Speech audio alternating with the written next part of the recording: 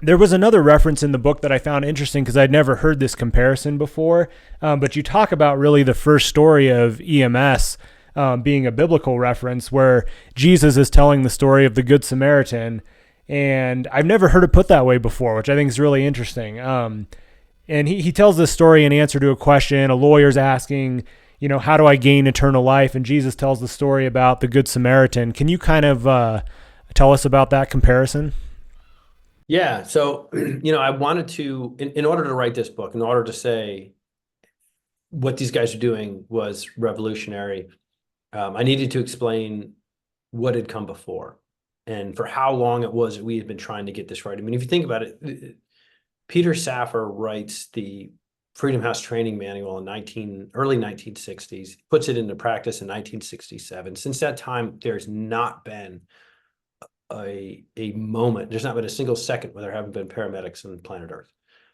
But for thousands and thousands of years before then, there had not been, ever. And so like it's a tiny sliver of time, but the minute it happens, there is no going back. However, for the thousands of years leading up to this, there had been failures. We tried it in fits and starts because there was always this notion that there needs to be something. Clearly people were recognizing, if you go back thousands of years, people were recognizing there needs to be a way to treat people outside of a hospital. There needs to be a way to treat people where they are wounded in battle or where they fall sick in the street.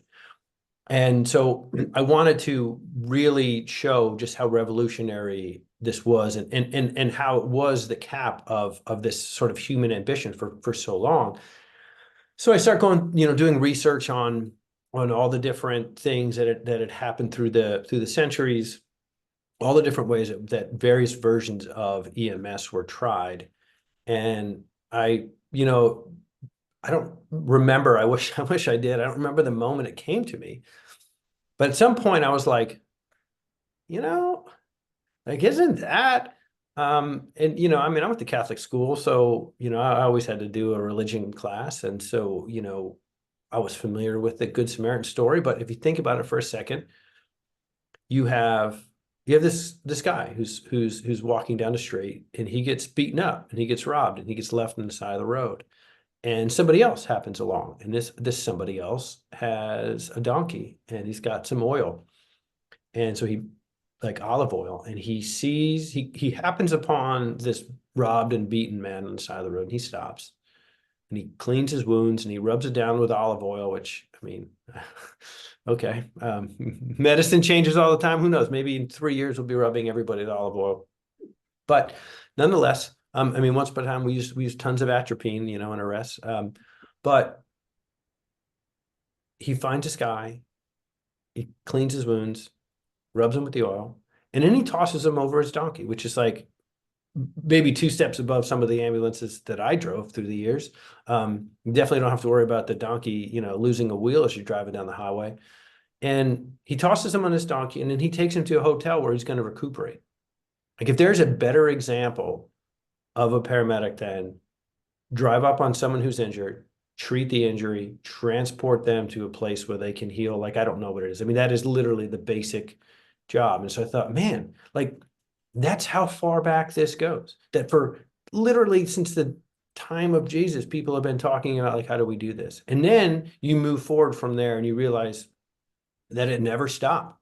That through the centuries, people, they would pop their heads up every once in a while and someone would say, I have an idea, and they would try it, and eventually it would peter out, which I find, kind of remarkable when you consider one of humanity's great preoccupations is not dying, that we never put sustained effort into ways to treat people who were actively dying outside of the hospital. Yeah. Until Safar.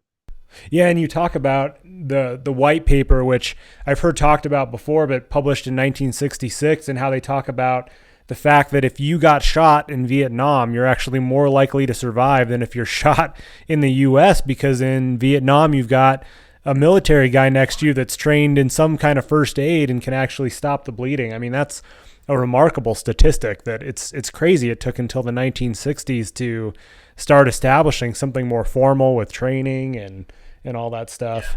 It's funny. the, coming into the 20th century, people's minds had been changed. Late 19th century America, there were so many wars, and cities start to become a thing that it starts to happen.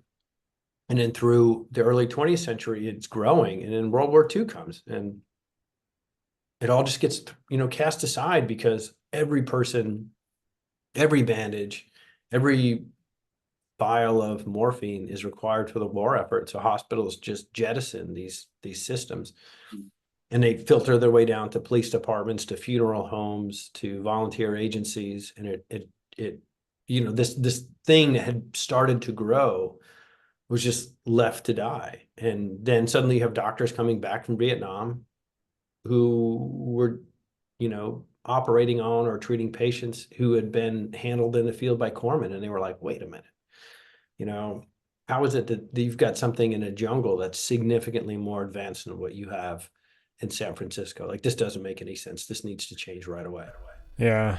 That was the beginning of at least somebody saying, like, hey, there's a major problem here that needs to be addressed. Yeah. Yeah.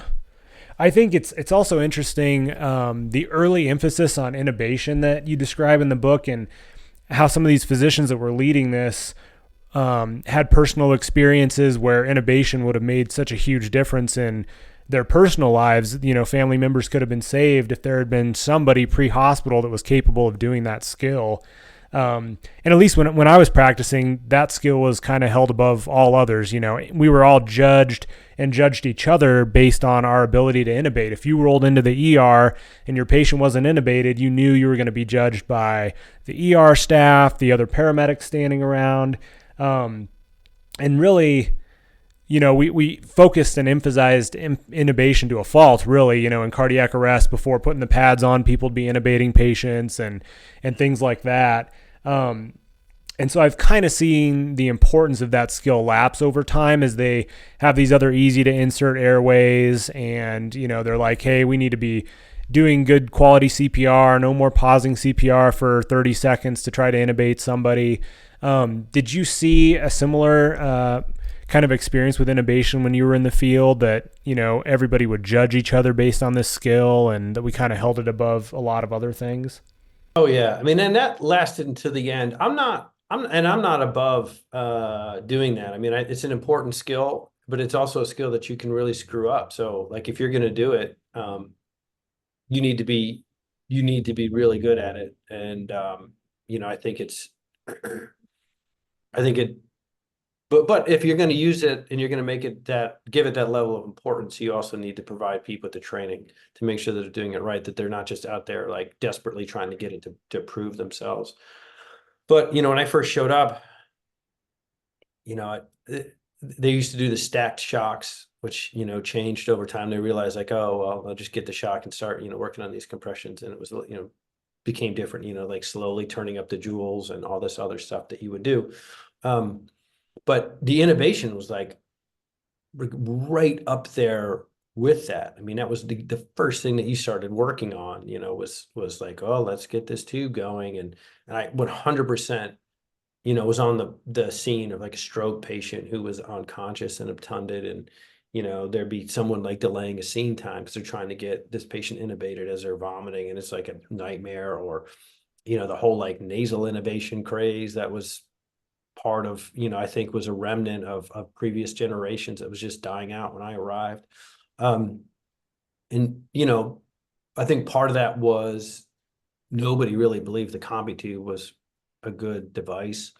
And then, the other things started coming along. And I remember when I don't remember if it was a King Airway or if it was something else, but there was another device that, arrived. And again, it might have been the King, I don't know.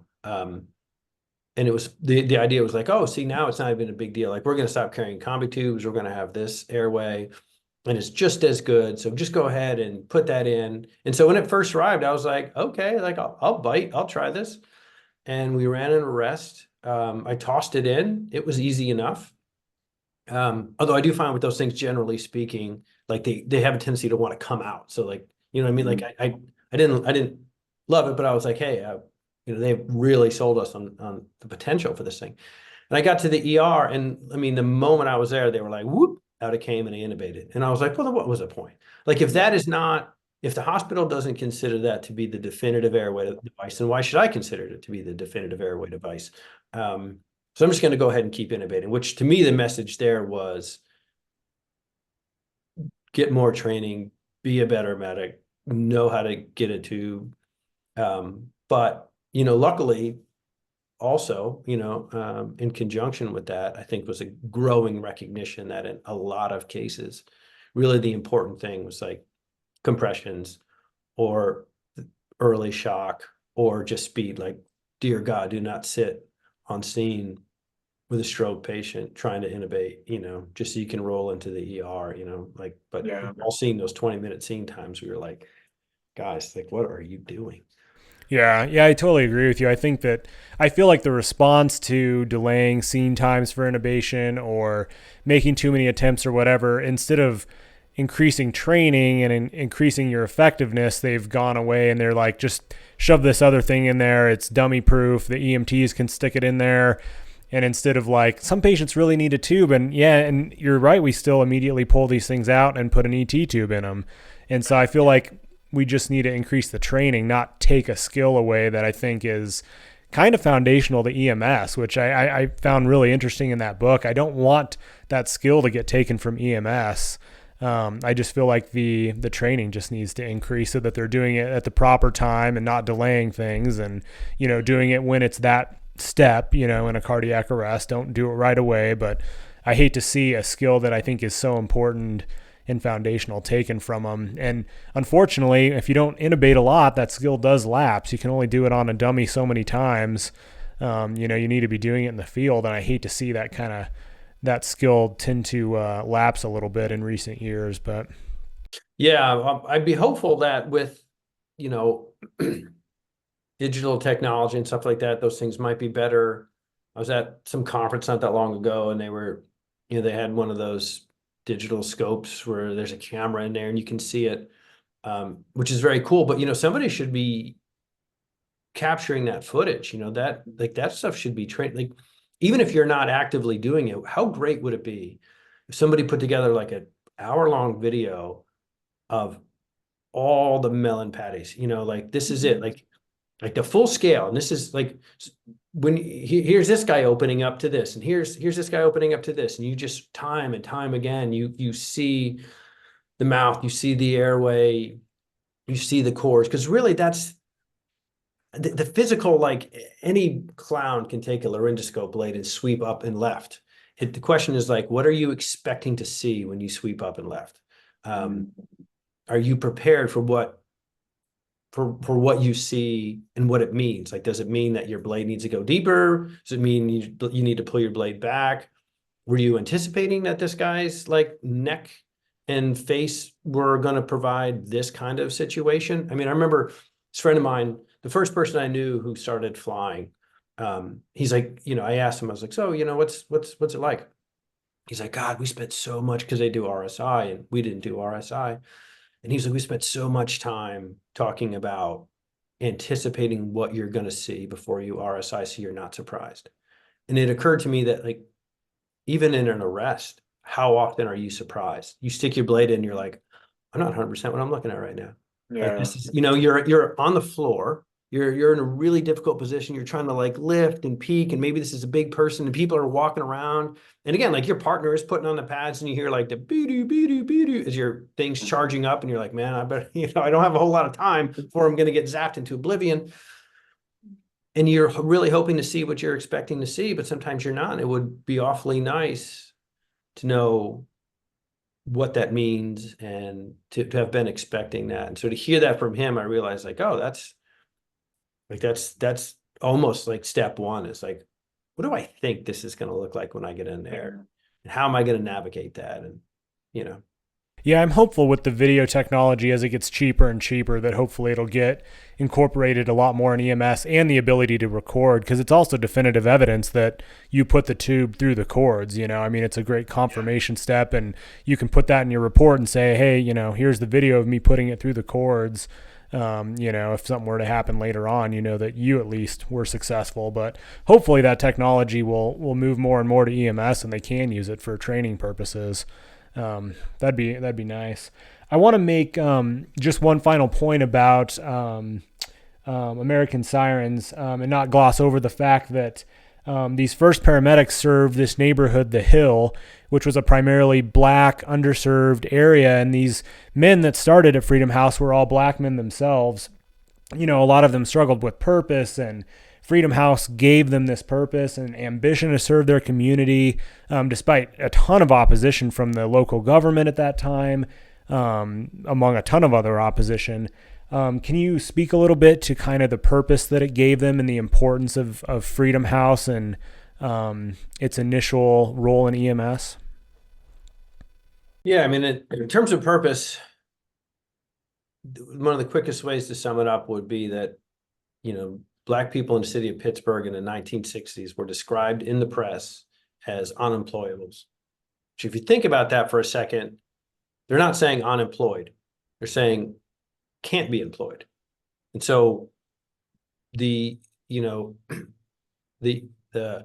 subtext is this person is not worthy of a job. Like this, if you were to give this person a job, they wouldn't be able to handle it. So like this person isn't even like you're talking about the lowest level of person here.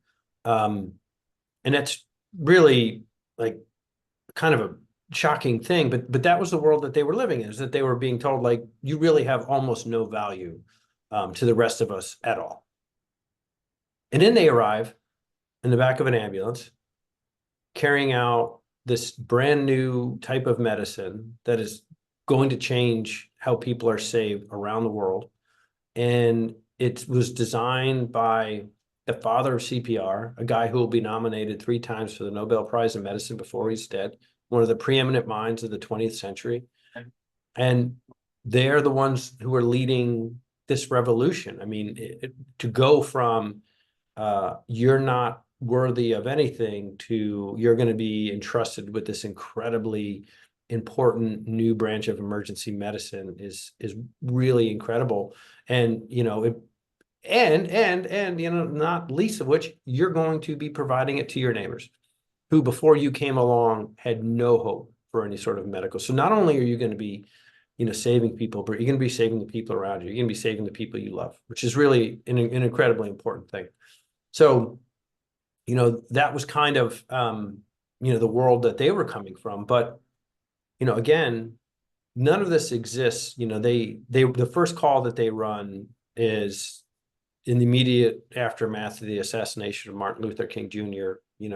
Violence erupts in cities all across America, including Pittsburgh. So that's the first time that paramedics step into the street. It's in the aftermath of that. But prior to that moment, there was nothing like this. If throughout America, if you had an emergency, the people who showed up were cops, volunteer firefighters, or undertakers from a funeral home, because they were the only business that had a car that could carry you if you were lying down. None of those people had any training. None of those people had any equipment. None of those people were capable of saving your life. They were simply a ride. And then along come these guys with basically the same equipment, the same training, and the same ambulance that someone would arrive to your house in today. And it happens like overnight. I mean, that is a quantum leap. And that's where it begins. The way that the ambulance is designed, interior and exterior, the fact that there's a captain's chair. Peter Saffer was an anesthesiologist. He wanted paramedics to be able to sit in a place where they could control a patient's airway. Wall-mounted suction, again, comes back to him having been an anesthesiologist. Again, the way that they are trained, the fact that, he designed it after medical school. So there's this classroom period followed by, what doctors would call residency, but the rest of us would call practicals, where he trots them through various parts of the hospital so that they can put what they've learned into practice.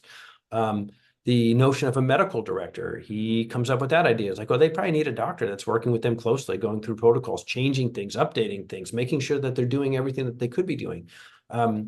because he's an anesthesiologist, he's the first one to recognize that, oh, there's this drug that we use to get people out of anesthesia called Narcan. I bet you that would be really useful in a heroin overdose. So they're the first ones to treat heroin overdoses. Everything that they do all along the way repeatedly defines where we wind up going as a field. And, people come in from out of state, they come in from municipalities all over the country to kind of see what's going on. Safford teams up with a couple different people and goes to Ohio, where they establish NREMT. So like the world that creates Freedom House and the Freedom House medics permeates the rest of the culture. Their first medical director, Nancy Caroline, she uses the experience that she gained with them to write Emergency Care in the Streets, which is a textbook that was used by generations of providers and is today like in its 17th or 18th edition. Practically everybody's seen that book. Certainly the first few generations, that was the book, that was the only book. And if you talk to older people, they'll all, they all know it. And they certainly know the name Nancy Caroline, even if they don't know anything more about her than that she wrote the book. So, that is a huge part of their legacy, was that, they birthed this thing that has since been adopted all across the world. And the sort of great tragedy is that nobody has ever heard of it. We all know Johnny and Roy, we all know Emergency, that this idea of like, oh, we were, Los Angeles and Emergency and all these, great things. And here we are, and yet the guys who did it, they lasted for 7 years, and then they were shut down by the city, and then, sort of discarded and scattered to the wind. And some of them stayed in the field and went on to do good things. Some of them moved into other fields, but nonetheless, their contributions were neither rewarded or even remembered. When I sat down to write this story, like I found out about it because somebody emailed me, someone who had read Stranger said, "Hey, have you ever heard of Freedom House?" And of course I hadn't.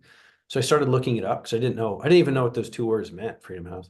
And once I saw like little bits and pieces of things, tiny little blurbs here and there. And I just kept thinking like, oh, the next page I hit on Google is gonna like uncover the definitive recollecting of Freedom House.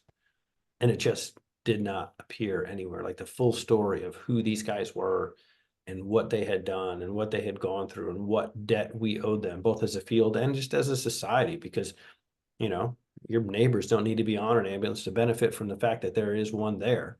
What we owe the people who started it is tremendous. And for that story to have been buried and forgotten, intentionally buried, and then sort of incidentally forgotten is,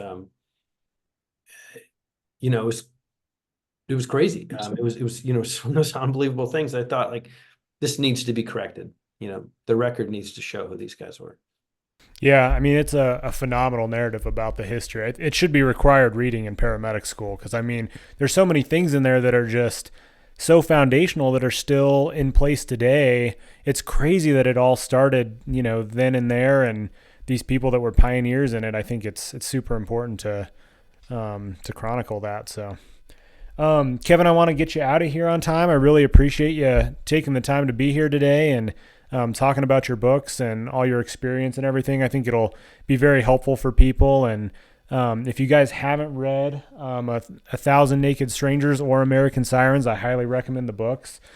Check them out, and I'll link them below. Cool. Thanks, Kevin. I really appreciate you. Awesome, man. Thank you. I appreciate it. Yeah, great to talk to you. All right. Have a good one. You too.